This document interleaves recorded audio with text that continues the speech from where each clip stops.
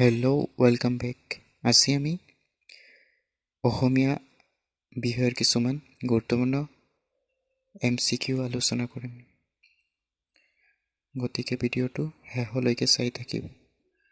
Question number 134, উচ্চ প্ৰাথমিক পৰ্যায়ত ব্যাকৰণৰ শিক্ষাদান কি পদ্ধতিৰে দিয়া উচিত? ৰাইট আনচাৰ অপশ্যন এ, আৰোহী পদ্ধতি। কুৱেশ্যন নম্বৰ 135, গদ্য শিক্ষণৰ মূল উদ্দেশ্য হৈছে অপশ্যন এ, ছাত্ৰ ছাত্ৰীৰ ভাষা জ্ঞান বৃদ্ধি কৰা।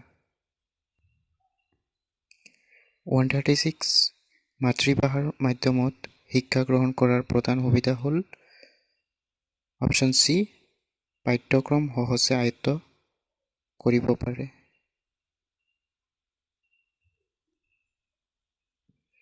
137, অসমীয়া ভাষাৰ মূল কি? অপশ্যন এ, ভাৰতীয় আৰ্য ভাষা।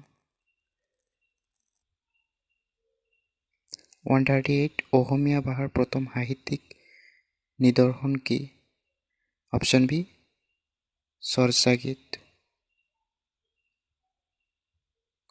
139, এটা ভাষাত কেইটা উপভাষা থাকিব পাৰে? অপশ্যন চি, বহুতো। 140, কোনটো আঞ্চলিক ৰূপৰ ভিত্তিত মান্য অসমীয়া ভাষাই গঢ় লৈ উঠিছে? Option A, Sivasagar.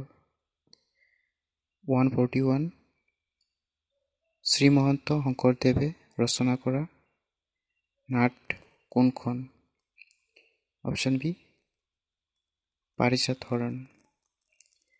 142, তেজেৰে কমলাপতি বৰগীতটিৰ ৰচক হ'ল মাধৱদেৱ।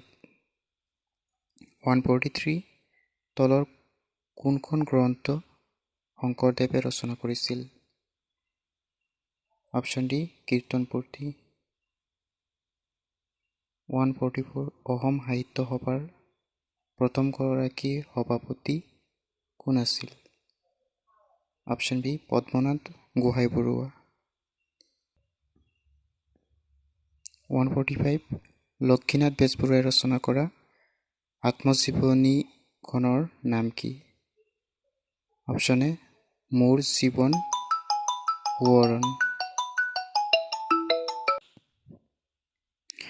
লক্ষ্মীনাথ বেজবৰুৱাৰ জীৱনীখনৰ নাম হ'ল মোৰ জীৱন সোঁৱৰণ। 146, চন্দ্ৰকুমাৰ আগৰৱালাই ৰচনা কৰা কবিতা পুথিখনৰ নাম কি? অপশ্যন এ, প্ৰতিমা। 147, হেম বৰুৱা কোন যুগৰ কবি? অপশ্যন ডি, আধুনিক যুগ। 148, ডক্টৰ ভৱেন্দ্ৰনাথ শইকীয়াই ৰচনা কৰা শিশু উপন্যাসখনৰ নাম কি? অপশ্যন বি, মৰমৰ দেউতা। 149, ডক্টৰ নিৰ্মলপ্ৰভা বৰদলৈয়ে ৰচনা কৰা কবিতা সংকলনখনৰ নাম হৈছে বন ফৰিঙৰ ৰং। 150, অসমীয়া ভাষাৰ বিশিষ্ট স্বৰধ্বনি কেইটা? Option A, 8